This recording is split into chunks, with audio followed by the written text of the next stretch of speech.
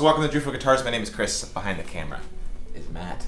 As always, episode 17 of the 3,000-year-old guitar build. And today we get to glue the back to the body, and we're going to close this thing up, and it's going to be finally a closed up box, and we can pull it out of the mold, and it'll be a guitar, kind of, at that point.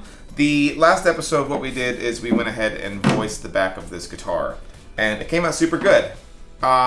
And in the last time that we saw the body of the guitar, we had just glued the top onto it, so we really haven't seen it since then. So I did want to show it to you. I'll hold it up here so you can see how it came. Let's turn it this way so it looks normal. It came out super good. I'm really happy with how it came out. And before we close it up, I do want to mention that this is your last opportunity to voice the guitar. So we spent all that time voicing the top of the guitar in what's called free plate voicing. But now that it's glued onto the guitar, it's changed tone quite a bit. And it's one last opportunity. I've already tested and tapped on this guitar, and it doesn't need any more adjustments. But the Irvin Samoji book talks about this, and it did me really well. And I wanted to point out to you on a way that you can do it on your guitars. So what you can do is once you glue your top on, I do recommend you glue your tops on before you glue your backs on so that you can do this method. What you do is you glue your top on, and by holding it in a place where you don't want to like set it down on your workbench like this, because you'll notice as I rotate this, the different places, you can barely tell, but it changes the tone of the guitar. It changes completely on how it sounds. What I like to do is find a way to hold it like this where it's floating, and then I can take it and I'm going to tap it and I'm going to listen to it. And I'm listening for a certain level of sustain. So the Irvin Samoji way that he does it, I'm giving away his secrets on his books, is what you're going to do is you're going to tap the front of the guitar with your head on this side, and you're going to move your finger and you're going to tap it by moving it around and going like this. And what you're listening for is any dead spots, any spots on that guitar where suddenly it doesn't become as resonant. And what you can do, if you do find that you get to a certain place, man, suddenly it just lost all of its resonant frequency and it just died off a lot quicker. A lot of times if you pay attention to where you're at, you might be right on top of a brace. And a lot of times what that can mean is that brace is a little too thick, and you probably should bring the brace down a little bit. You're obviously going to start to lose some of the resonant frequency of the guitar. I'm probably using that word wrong. You get what I mean. As you get closer to the edge of the guitar does become tighter as you get to the rim. But what you're looking for is just a general uniformity of sound of the guitar as you tap this around. And it's something I'm not going to spend a lot of time here doing because, like I said, I'm already really happy with how this guitar sounds. But you have an opportunity to come in here if you need to with your thumb plane and take off any material that you need to. And in extreme cases, if you find that you feel like it's too loosely braced, you can actually take some scrap bracing material and glue it back on and then reshape some braces. So I wanted to mention that. It's not what this video is going to be about, but it's an opportunity for you to do a little bit of that. So we'll move past that. You remember we already radiused these sides. It's ready to go. It's ready to accept our back. So what we need to do now is I'm going to get my alignment dowels back out so that we can get this thing set on top of here. And we are going to begin prepping this back and the sides to become one. We're going to marry them in a holy union, if you will, and close this bad boy up. So let me go grab those alignment pins and I will talk you through this. All right, so got my dowels. So we're gonna put our dowels in here. As we know, I do these so that we can get everything lined up nice and even. So what we need to do is we're gonna slide this on here, and what's gonna happen is my back strap is actually going to be overhanging on the tail block and on the neck block. So what I tend to do is I'll take my little cut it in half pencil here, or just about any pencil, and I'm just gonna put some lead here on the edges. Actually, it's graphite. It's graphite, I'm sorry. And then I'm gonna set this on top of here. Being careful not to break it. Gets a little sketchy. You hear that cracking noise? Is that supposed to happen? Just gonna give it the slightest little push there. Same thing here. I just want to get that pencil to translate, graphite to translate. Let's see if I can do this without breaking it. Hang on. It's a little, there we go. There's not a lot of wiggle room with this one, quite literally. There we go. There it is.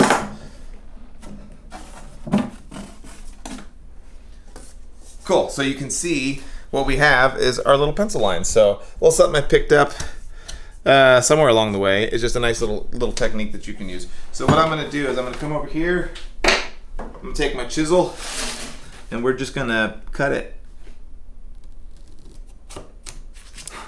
Okay. What did I do with that other dowel? just had it.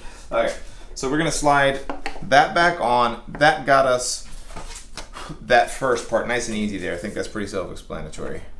We're gonna slide this back on now, and we're gonna get a much better fit. So now what we need to do is, you can see on your end, each one of these braces that runs through, we need to notch, where am I at? I'm doing this blind. So we need to notch these sides where each one of these braces comes through. So we're gonna do that by just taking a pencil, and I'm gonna come through here, and I'm just gonna mark the points where these come through. I'm gonna do it this way. I could do this how I did by showing you guys my acrylic templates. That's, in fact, let me do, I'm gonna mark them here just to show you how you'll do it if you don't use the acrylic templates, and then I'll grab my acrylic template and then do it my way. But you're just gonna come through here, and you're gonna take your pencil and mark all of those exit locations on here, and then you'll do them on the other side, and then you're gonna take a straight edge and just lay it across. You know, you're gonna pull the back off and just lay it across there and mark it. So that's pretty self-explanatory. But because I have my acrylic templates, I'm gonna pull this off. I'm gonna pull this off and show you how I do it my way. Let me go grab that real fast. I'm unprepared. I did it my way. So put this on here, and it's just a thing of beauty, folks. I'm just, in my mind, I'm already roasting you for how many times you say acrylic template, like, because I know. Listen, I know how proud you are of them. Like, people. Sorry. What are they made? They're acrylic. What kind of what are they? What they're templates. Acrylic templates? Templates, you say? Wow, why have I never heard of this before? Listen, I get emails all the time from people who want my acrylic templates. If I was a better editor, what I do is right now is I just do like a super compilation of every single time you said an acrylic template up to this point. That sounds like a lot of work for a weekday. So I'm just gonna take a saw, and you know, I just got a new saw. I'm gonna use this one just to get it marked. It's gonna tell us where we need to go. And this is how we're gonna do it. And I'm gonna pull this off, and then we'll just connect the dots and knock these out with a chisel. Essentially, I'm just, you know what? It's getting in the way, so I'm just gonna use a pencil.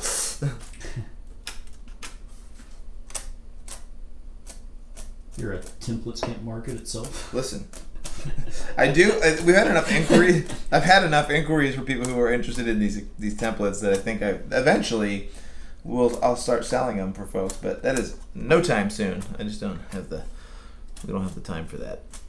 Ain't nobody got time for that. So I'm gonna pull this off now, and then I can take my saw and cut these. So it's important that you don't cut these, just like on the top of the guitar. It's important that you don't cut these slots too deep, because your binding is going to cover it up. But if you go too deep, then it's going to be too deep for your binding to cover those gaps. So I only have to go down 2 millimeters to match the depth of my side pieces there. But pretty easy. Careful with these. If you're using one of these Japanese saws, like this is a really thin curved Japanese saw, it cuts fast. Almost too fast. Doesn't take much.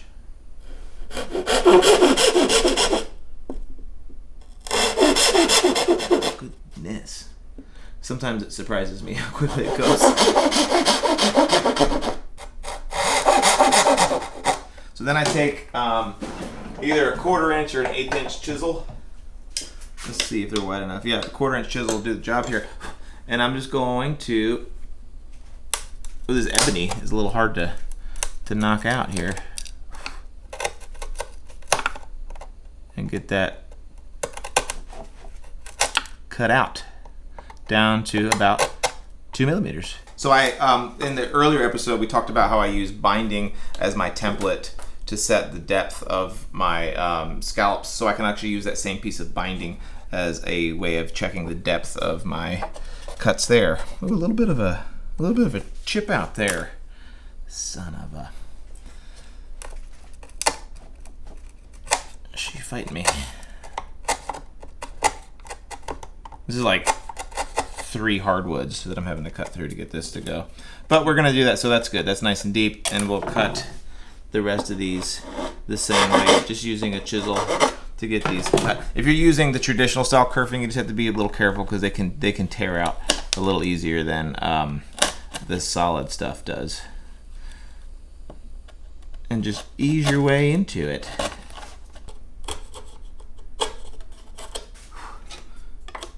So that was nice and easy. So what we're gonna do is gonna flip it around and we'll do the same thing, and then we're gonna test fit to make sure that it works. But I mean, that's pretty self-explanatory. Like I said, the only difference is if you don't have the template system, you'll just mark on the outside here where those exit points are, take a straight edge, draw your pencil lines, and then do exactly what I did here. No different on that, so we'll spin her around and do the same thing. Okay, so we've got all of these notched out, and what I need to do is test fit this to see that it's going to fit on there nicely, and hopefully it will. Hopefully it will. I could probably get shorter dowels. Nah. Oh, yes. A couple of them need to be widened. The depths seem to be good. One of them so far just needs to be widened a little bit. Yeah, so just show them there, Matt. That right there, if you can get up underneath that, you can see how nice that is. It could be a little hard to see. There we go. Oh, yeah. Yeah, so that's what we're looking for, is really nice tight fit on those pieces. I've got one here that's not quite, that's not wide enough.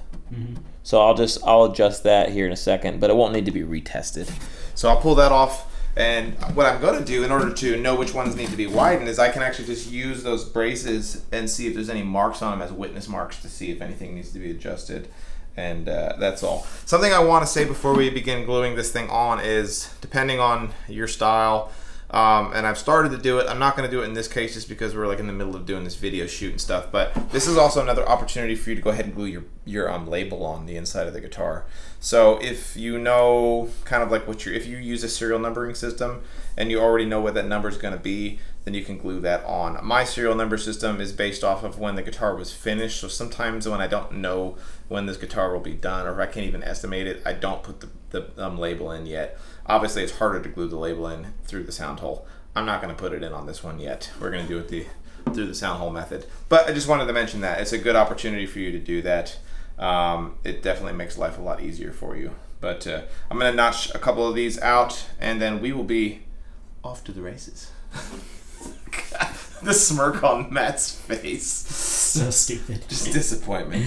I'm not mad, I'm just disappointed. Just disappointed. I got those notched out. We have test fitted it. So what I'm going to do is go grab my my Go-Bar deck. We're going to squeaky wheel it over here and glue this thing on. I mean, it's been pretty easy. This one did not fight me at all. Sometimes they do tend to fight you, and it can just take a little bit longer to do. But you can see why it was important that we really did a good job of getting this back radius, and like all the prep work that we've done has really allowed this to be just a nice, straight, simple, easy job.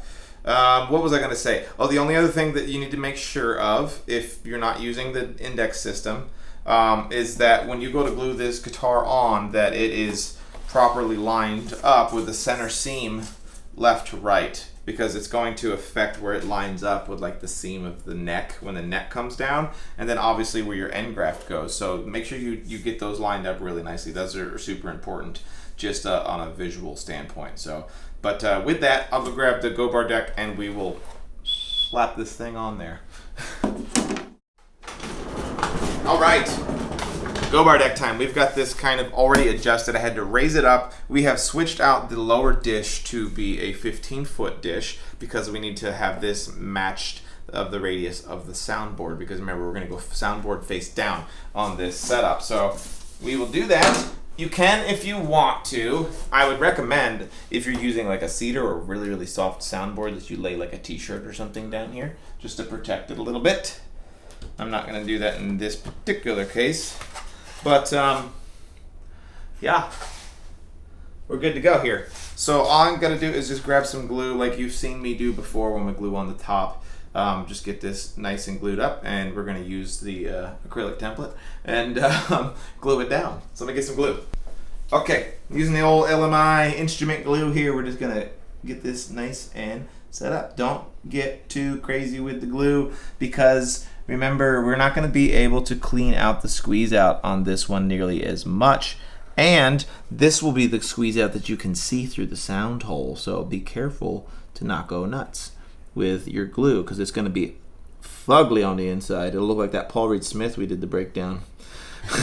Shots fired. Listen. That Paul Reed Smith deserves all the criticism it got for the inside of it. It was a travesty. I missed a couple of little spots here. You do want to get some glue down inside the pockets that you made. And I'm going to spread this glue around. We're going to get it nice and on there, so that we don't. That helps a lot with the squeeze out issue if you do this. There's a real big video on YouTube. I'm sure almost everybody has seen it. It's like got like 6 million views of I can't remember who it is. Of building an acoustic guitar from start to finish, and he uses these little sponges to like tap the glue in around the perimeter of the guitar, and I need to make those things. That's what made me start doing this like little tap method, but it really does seem to help with the squeeze out on the guitar from getting too much glue out of there. Somebody commented a couple weeks ago about what does the underside of your workbench look like? I said it looks like a kindergartner's desk with like boogers underneath it, but it's just all glue everywhere because it all slapped on there. You should see the underside of the workbenches. It's horrible. Driftwood workbenches look like a Paul Reed Smith. Oh. All right, so we got that dialed in, and say goodbye to that for the inside. Yeah, that's the last time we'll see the inside of there. And make sure that I always sign and date my soundboard, so make sure you've done all that, and just triple check that you've got everything right before you close it up, because it's suddenly going to get a lot harder after this. Let's see. Trying to break this thing. Criminy.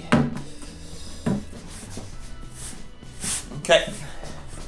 If you were doing rib bevel, and if you're like interested in doing rib bevels on your guitar, it's going to follow that same method that we did for the arm bevel, but you'll be doing the same thing on the back of this guitar as we did on the soundboard, where you had to like notch it out and do all that crazy stuff. Did I just break it? A little bit, just a little bit. It's fine. Just a little note there, but yeah, we'll go around, clamp these things up, and this thing will be a closed up guitar. I don't think that there's a whole lot more to explain, but in the next episode what we're going to do is we are going to go and pull this thing out of the mold and do the fun part, which is, because when we first pull it out of the mold, it's going to be super ugly. It's going to have like all this extra material on it and just look horrible, and then we'll route it and remove all of that material, and for the first time ever we're going to have what looks like, and hopefully sounds like, in its tap tone, a fully fleshed out guitar body. And that to me is really where the fun begins, because then we get to really work on, mechanically we've built a guitar, but we get to really make it look really pretty at that point, because then we get to do like the binding and all the abalone trim and really make it look like you have put the amount of hours into the guitar as you have. You don't have to put all that onto it, but I would. So, with that said, I think we will go ahead and sign off on this video. We appreciate everybody following along. Then, like I said, the next episode is going to be pretty exciting. And we'll see y'all in the next one, guys. Thanks so much.